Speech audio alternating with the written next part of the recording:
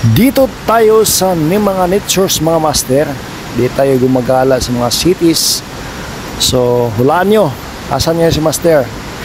So makikita nyo lang dito sa Aliwagwag, Katiil, Davao Oriental. So sa mga master natin dyan, nakapunta na dito sa Aliwagwag.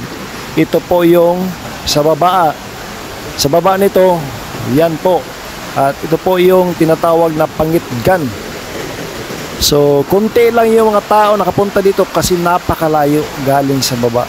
Yan.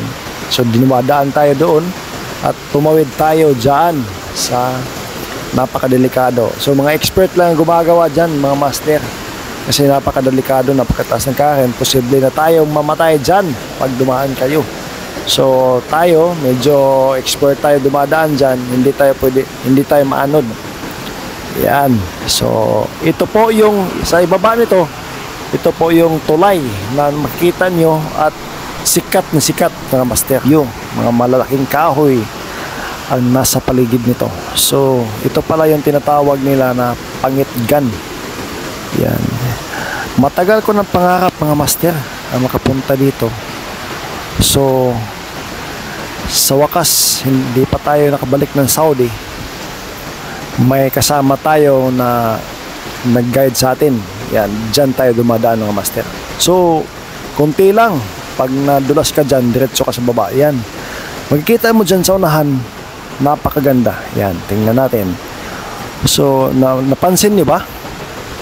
So alam ko na napansin nyo yung rainbow dyan mga master. Makikita mo yung mga rainbow mga master kapag umuulan.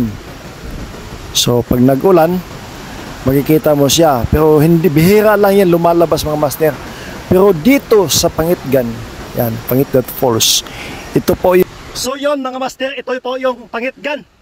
Yan. So ito yung napakataas na waterfalls dito. Wow, ang ganda. So may rainbow mga master. All the time itong rainbow na to, laging nandyan. So lalawin tayo dyan mamaya mga master. Wow, ang ganda.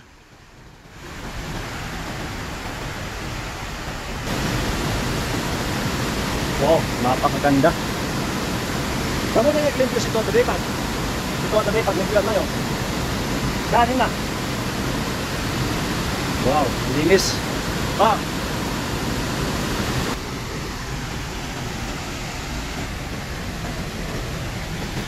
So, yun ang kasama ko. Kaway-kaway. Ayan. So, shout out sa kanya. Sa yung kasama natin. So, doon tayo dumaan. Tagi-tagi dito. At tulad, tagi ha. Ang sito. So una pa nga siyan. Ato gani ubos unan Bangawan. So yun ang Bangawan. Ang pangalan nandun na waterfalls na mataas din. Pero masyado mataas ito mga master. Mataas talaga ito. Kasama natin. So maligo tayo. Lalangoy tayo dyan master. Maya ni pinakatasa.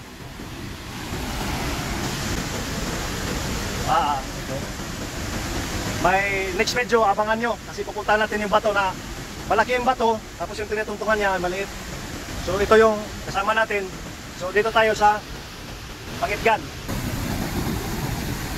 So master, lalakay muna ako dyan, 1 minute lang.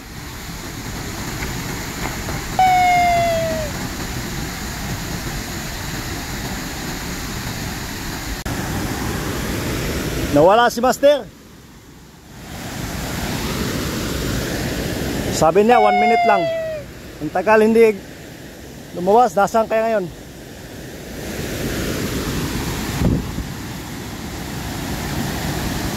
Nawala. Yun mga master, napakalamig talaga. Ang saya ko dito. Sa layo ng pinaglakbay namin, pinagbaktasan namin, napakalayo pinagbaktasan namin. Ikot kami ng ikot. Yun. Napakaganda ng view dito. So kung gusto niyo pumunta dito, ayaw ko na bumalik dito, kayo na lang. Sa tagal kong panahon dito master, 3 months tayo nag-vacation. So napag-isipan ko na pumasyal dito. Yan, napakaganda at napakalamig mga master nitong waterfalls nito. So kung gusto mong pumunta dito, yan, marami naman tayo mga master natin dyan na tutulong sa inyo. paano makapunta dito. So may bayad lang yata, may magbabayad lang yata kayo para makapunta dito. Yan, dala kayo ng drone at masugba isda. Kailangan nyo magbaon kasi nasa 5 kilometers bago kayo makapunta dito galing dito sa Maytulay. So nasabi ko na at itong kadugtong itong poles dito sa Maytulay, ito na yon mga master. Shout out sa inyo!